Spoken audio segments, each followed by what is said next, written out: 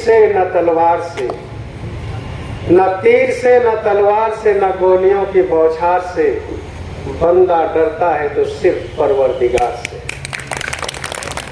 और इसीलिए जब सिवाय परवरदिगार के किसी और से नहीं डरते तो हम जो कुछ भी बोलते हैं बहुत ही कड़वा बोलते हैं। साथियों,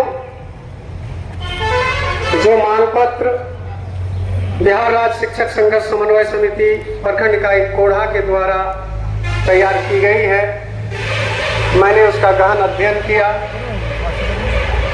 और जिन शिक्षकों के साथ व्यक्तिगत रूप से हमारे कोढ़ा बीओ मैम साहिबा के द्वारा अत्याचार किया गया है, देखने में लगता है कि हम उसका आंसू पोंछने आए हैं। जी नहीं, हम उसका आंसू पोंछने नहीं, हम उनके अदम्य साहस और धैर्य को सलाम करने, उन्हें धन्यवाद देने आए कि आपके बदन पे आपका जो उम्र है उस उम्र के हिसाब से आपके खून में जो गर्मी है, आप में जो योग्यता है, वो सारी चीजें रहने के बावजूद आपने इतना जुल्म सहा और अपना पैर से जूता खोलकर बीओ मैम साहिबा का तोबा नहीं बदला, इसके लिए आप धन्यवाद के पात्र हैं। आप इसके लिए भी धन्यवाद के पात्र हैं कि आप कलम वाले सिपाही हैं, शिक्षक हैं, राष्ट्र निर्माता हैं और पूरी तरह से अपने आप को संवैधानिक दायरे में बांध कर रखा है, इसलिए उसका झोटका पकड़कर ऑफिस से बाहर नहीं निकाला, इसके लिए भी आप धन्यवाद के पात्र हैं। क्या अगर हमारे देश में राष्ट्रपिता महात्मा गांधी हमारे लिए आदर्श को पूछ लिया है, तो इस हमारे देश में सुभाष चंद्र बोस और भगत सिंह भी हमारे लिए उतना ही बड़ा आदर्श है। हमारे संविधान निर्माता बाबा साहब डॉक्टर भीमराव अंबेडकर जी ने जो प्यारा संविधान हमारे लिए बनाया है, उस संविधान का अनुपालन नहीं करने वाले के लिए दंड का भी प्रावधान कर दिया है और उस दंड को प्राप्त होने के बाद, जेल में जाने के बाद भी अगर उस अपराधी का आचरण में बदलाव नहीं हो तो जेल के अंदर में उसे सिक्कर पहनाने का भी विशेष प्रावधान है। इतने कुछ के होने के बावजूद, इतनी सारी चीजों की सुविधाओं के बावजूद आपने उसका थोबड़ा चेंज नहीं किया, इसलिए आप विशेष धन्यवाद के पात्र हैं। ये हमारे समाज के कुल्हाड़ी के पीछे का जो लकड़ियां हैं, वो लकड़ियां भी छुप छुप कर इस कार्यक्रम को देख रहे हैं, वीडियो बना रहे हैं और बीओ मैम साहिबा को देने के लिए दिन भर से डटे हुए हैं। मैं उस दलाल महाशय से भी कहना चाहता हूं कि आपका स्वागत है, आप किसी भी चारों एंगल से फोटो लेकर भेजें। लेकिन एक बात मैं अपने राजेश भाई से कहना चाहता हूं, राजेश भाई, जंगल में गीदड़ों की संख्या हजारों है, इससे फर्क नहीं पड़ता, एक शेर का होना काफी। जब आपके अंदर एक शेर का जज्बा आ जाएगा, हजारों गीदड़ भी दुम दबाकर भागते हुए नजर आएंगे। पप्पू जी का ये स्पष्ट कहना था कि जिस प्रखंड में, जिस जिला में संगठन की प्रखंड इकाई और जिला इकाई मजबूत है, वहां किसी ईओ, बीओ, सीओ, डीओ की बात की औकात नहीं है कि वो आपसे रंगबाजी कर ले। निश्चित रूप से हमारे और आप में कुछ ना कुछ कमजोरी रहा है। हम लोग आज तक सिर्फ और सिर्फ राष्ट्रपिता महात्मा गांधी के आदर्श को मानते हुए चले आए, कभी अपने आप को सुभाष चंद्र बोस और भगत सिंह के नजरिए से देखने का कोशिश नहीं की। इसीलिए ऐसे मन बढ़ा, लोगों का मन बढ़ा। इनके अत्याचारों का वर्णन मैं क्या करूं?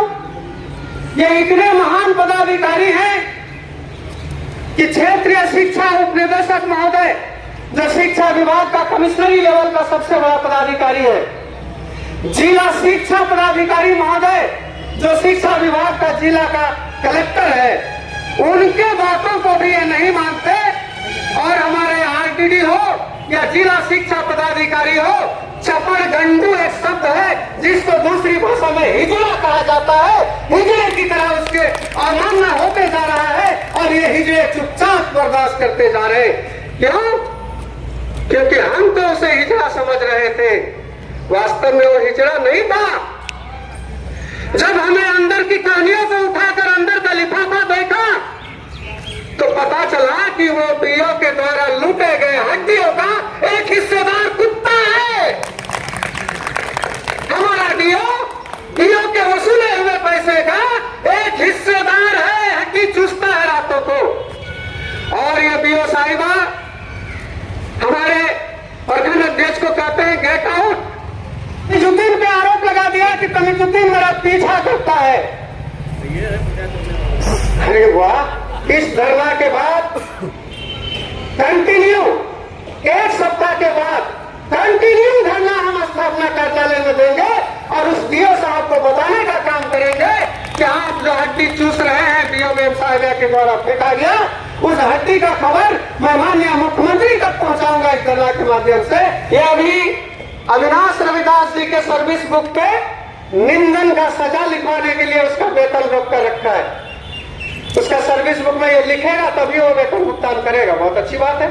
ठीक उसी तरह जिस पदाधिकारी के खिलाफ भी धरना प्रदर्शन होता है, मेमोरेंडम जाती है, उसके सर्विस बुक में लिखा जाए कि फलाने संगठन के द्वारा दिनांक इतना को उसका तालिक पोता गया, पुतला दान किया गया या फिर धरना प्रदर्शन किया गया, रोड जाम किया गया, जो भी किया गया उसको लिखा जाए। ये बहुत अच्छी सुझाव है और मैं इसे पसंद करता हूं। मैं पूरे बिहार के शिक्षा व्यवस्था से पूरी तरह निराश हो चुका हूं। जो व्यक्ति प्रखंड से लेकर राज्य तक शिक्षा विभाग के आला अधिकारियों को लिखा हो, माननीय शिक्षा मंत्री तक को लिखा हो और कोई कार्रवाई ना हो, ऐसे में इस बीआरसी के प्रांगण में नहीं बैठकर प्रखंड मुख्यालय में जो हमारा शिक्षक समाज बैठा है, तो निश्चित रूप से हम प्रशासनिक पदाधिकारी पे भरोसा रखते हैं और इस प्रशासनिक पदाधिकारी के रूप में प्रखंड विकास पदाधिकारी महोदय कोढ़ा है, आपसे हम रिक्वेस्ट करना चाहते हैं, अनुरोध करना चाहते हैं कि जो मांग पत्र हमारा है आपको दिया जाएगा और जो जिला पदाधिकारी महोदय के नाम है, आपसे इस धरना प्रदर्शन का वर्णन करते हुए आप बहुत अच्छी तरह से उसे फॉरवर्ड करेंगे ताकि जो हमारी मांगे हैं या तो मानी जाए, या तो हमारी मांगे मानी जाए या फिर हमारा नखरा झेलने के लिए तैयार रहा जाए। ये मैं धन्यवाद देना चाहता हूं माननीय मुख्यमंत्री को कि आपने इस यात्रा का नाम समाधान यात्रा रखा है। इस बात से एहसास होता है कि आपको भी मालूम है कि बिहार में समस्याएं हैं और अगर समस्याएं हैं तो उसका समाधान करने वाला कौन है? क्या मुख्यमंत्री करेंगे या मंत्री करेंगे या सांसद विधायक करेंगे? इनमें से कोई नहीं करेगा। जो हमारा संविधान ने संवैधानिक पद पे जिसको बिठा रखा है पदाधिकारी के पद पे, वही करेंगे।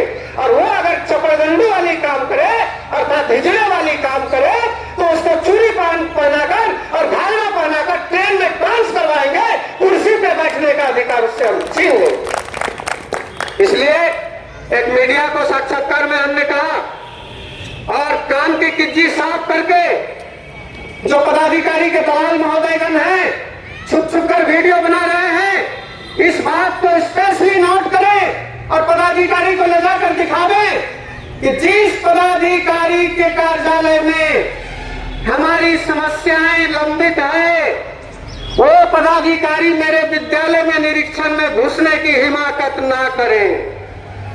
ऐसा धक्का मार के निकालूंगा और उसका वीडियो बनाकर सोशल मीडिया में वायरल करूंगा कि बोरा लगा हो सभी 10 गुना ज्यादा स्पीड से वो तैरेगा और उसके बाद जो भी अंजाम होगा उसको झेलने के लिए हम तैयार हैं। नौकरी को अपने बाएं जेब में रखकर नेतृत्व करने का काम करता हूं। ये काम शुरू से ही देखा गया है। आज अगर इस नौकरी से निकाल दिया जाए तो झालमुड़ी बेचकर भी मैं उतना ही पैसा कमा लूंगा जितना इस पे मिलता है, उतना ही कमा लूंगा। लेकिन अपनी मान मर्यादा प्रतिष्ठा लेवल स्टैंडर्ड को देखते हुए राष्ट्र निर्माण के काम में अगर हम अपने आप को झोंके हैं तो राष्ट्र निर्माण में बाधा बनने वाले किसी भी माई का लाल को छोड़ने वाले भी नहीं है। इस बात को आप स्टाम्प पेपर में लिख कर रखा कीजिए और तमीजुद्दीन के या उनके सिपाहियों के हाथों को बेइज्जत होना हो, अपनी पत्नी को भी बताने से शर्म महसूस करनी हो, वैसी हालत से गुजरना हो तो आप बेशरम की तरह स्कूल आया कीजिए। हम जो संवैधानिक तरीके हमारे पास थे हमने उसे आजमा लिया। अब हमारे पास सुभाष चंद्र बोस वाली, भगत सिंह वाली ही तरीका बच गया है, इसलिए सावधान। जो शिक्षक साथी कलम छोड़कर अगर जूता चप्पल हाथ में ले ले, प्रलय वाली स्थिति होगी। इस बात को ध्यान में रखते हुए आप तमाम पदाधिकारियों से भी हाथ जोड़कर विनती करता हूं कि हमारे हाथों में कलम ही रहने दें श्रीमान। इस बात को आप अच्छी तरह नोट करें। उंगली टेढ़ा करने से घी निकलती है, लेकिन बोतल को गरमाने से पूरा का पूरा घी निकलता है। हमारे मध्याह्न भोजन के डायरेक्टर महोदय सतीश चंद्र झा जी कटिहार के दौरा में थे 7 और 8 दिसंबर को। 7 तारीख को हसनगंज, मनसाही, मनिहारी प्रखंड का दौरा किए और 8 को कदवा ब्लॉक का दौरा होने वाला था। शाम के समय डनखोरा ब्लॉक के एक शिक्षक हमको फोन करते, वो सर्किट हाउस में थे और मेरे स्कूल का लोकेशन पूछ रहे थे, रास्ता पूछ रहे थे, रास्ता कैसा है। तो एसी में रहने वाले पदाधिकारी है ना, उबड़ खाबड़ रास्ता में नहीं जाएंगे, लेकिन उसको टारगेट था कि तमीजुद्दीन का स्कूल विजिट करना है। हमको फोन किया कि आपका स्कूल का रास्ता पूछा जा रहा है। तो हमने बताया कि बहुत अच्छा रास्ता है, कहीं भी कपड़ा बदलने की जरूरत नहीं है, ना ही गाड़ी बदलने की जरूरत नहीं है। और हम लोग पलकें बिछाए डायरेक्टर महोदय का इंतजार कर रहे हैं। जानते हैं क्यों? क्योंकि जो दुकानदार लोग हैं ना, वेंडर, तो 5 रुपया में अंडा देता ही नहीं। हमको बोलता 8 रुपया लेंगे अंडा का। डायरेक्टर महोदय तो बड़का सारा पदाधिकारी है ना, राज्य स्तर के, माथा में सिंह भी होगा, पीछे कुछ भी होगा। वो आएंगे और मैं उनको पकड़ कर ले जाऊंगा दुकानदार को और बोलेगा, मुझे तैर कर बोलिए कि 5 रुपया में अंडा दो मास्टर को, नहीं तो दुकान का शटर गिराओ और इसका वीडियो बनाकर मैं वायरल करूंगा। ये खबर तुरंत उस तक पहुंच गई कि सर जानते हैं आपसे 5 रुपया में अंडा खरीदवाएगा। उसका कदवा का प्रोग्राम कोहा में परिवर्तित हो गया, पूरब जाने वाले पश्चिम चले गए।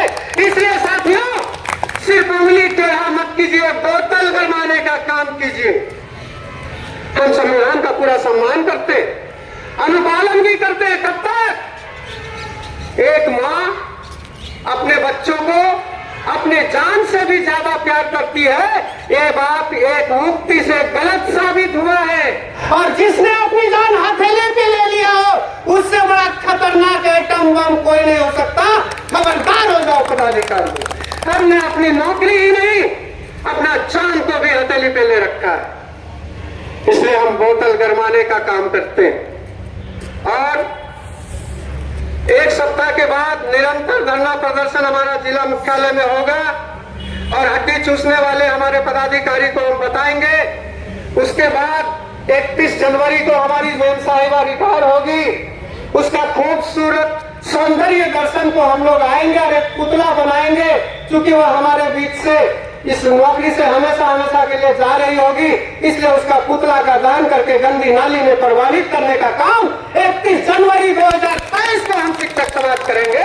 कहते हैं all is well that ends well, तुम्हारा अंत को ही हम बर्बाद करेंगे। तुम रोते रोते घर जाना, वो टका तुमको जिंदगी भर कचोटेगा जो शिक्षक को रुला रुला कर तुमने वसूला है, तुमको उस हाल में लाकर छोड़ेंगे। कार्य पर प्रशासन जितना भी चाक चौबंद व्यवस्था करना हो, और मुख्यमंत्री को अगर काला झंडा दिखाने में विफल हो गया, उसी दिन नौकरी से रिजाइन करूंगा। औकात है तो मुझे कटिहार जेल या पूर्णिया जेल में डालकर देख लो, फिर भी काला झंडा दिखेगा। वो प्लान हमारे पास है। अगर बचना चाहते हो तो जो हमारी मांगे हैं, एक भी गलत मांग हो प्रूफ करके दिखा दो, और सही हो तो उसको पूरा करो, अन्यथा अपना फजीहत झेलने के लिए माननीय मुख्यमंत्री महोदय समाधान यात्रा में आकर नौटंकी करने का जो आप कोशिश करेंगे, आपको आईना दिखाने का काम हमारा शिक्षक समाज पूरा और पूरा जिला करेगा। इस बात को मीडिया के माध्यम से और हमारे उन दलाल साथियों के माध्यम से हम पदाधिकारी को बता देना चाहते हैं कि आज ही जाकर खबर करो कि ऐसा होने वाला है। तो बिगाड़ से करते खुली चुनौती देकर बोलता हूं, पहले बोलता हूं कि मैं ऐसा करूंगा, औकात है तो रोक कर दिखा दो रोक कर। जिस भी प्रखंड में या जिला में प्रखंड कमेटी या जिला कमेटी सशक्त है, मजबूत है और खुद अपने कर्तव्य को पहले पालन करते हुए नेतृत्व करता है, उस प्रखंड में किसी पदाधिकारी का औकात नहीं है कि वो गलत कर दे। इसलिए अपने आप को, अपने संगठन को मजबूत कीजिए और आप यकीन रखिए कि हम लोग अपनी सेवानिवृत्ति की उम्र 65 करवा के छोड़ेंगे। 65 वर्ष, 60 वर्ष होता है ना, 65 करवा के छोड़ेंगे। समान काम का समान वेतन भी लेकर छोड़ेंगे और पुरानी पेंशन भी लेकर छोड़ेंगे।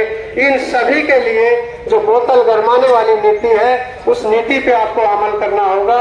और ये सिर्फ पदाधिकारियों के लिए नहीं, बल्कि जो आपके जनप्रतिनिधि है उसके लिए भी है। जो हमारे प्रतिनिधि आते हैं हमारे बीच वोट मांगने के लिए, हम उसको भी इतना ज्यादा गर्म करें कि वो हमें वेतनमान, पुरानी पेंशन और 65 साल हमारी उम्र सीमा बढ़ाने के लिए मजबूर हो जाए। पदाधिकारी को हम आंदोलन के माध्यम से और प्रतिनिधि को वोट के माध्यम से, और ये वोट सही जगह पे सही आदमी को तभी जाएगा जब इस बिहार के गरीब जनता जो जाति बिरादरी धर्म जात पे बट के वोट दिया करता है, घोड़ा गधा, किसी को भी जब उसके बच्चे शिक्षित हो जाएंगे और शिक्षित होकर अच्छा खराब को समझने लगेंगे और समझने के बाद जब वो वोट करेंगे तो निश्चित रूप से संवैधानिक लोग आएंगे और संवैधानिक लोग आने के बाद हमारी मांगे पूरी होगी, हमारी बातें सुनी जाएगी। और आपने हमें नेतृत्व सौंपा है, इसके लिए और भी ज्यादा गर्व मुझे होती है। साथियों, बोल रहे हैं लोग, इसके बाद जिला का कार्यक्रम तय करने के लिए हम लोग बैठेंगे और बहुत जल्दी जिला का कार्यक्रम तय करके जिस रूप में भी हो हम लोग करके रहेंगे। इस मंत्रणा समन्वय समिति के साथ करेंगे, जिसमें सभी जिलाध्यक्ष और प्रखंड के लोगों को बुलाया जाएगा। तत्काल हमारे प्रखंड विकास पदाधिकारी पूरा तो मांगों का ज्ञापन जिला पदाधिकारी के नाम हम लोग प्रेषित करेंगे और 2-3 प्रतिनिधि मंडल जाकर मांग पत्र सौंपाएंगे। और आभार, धन्यवाद।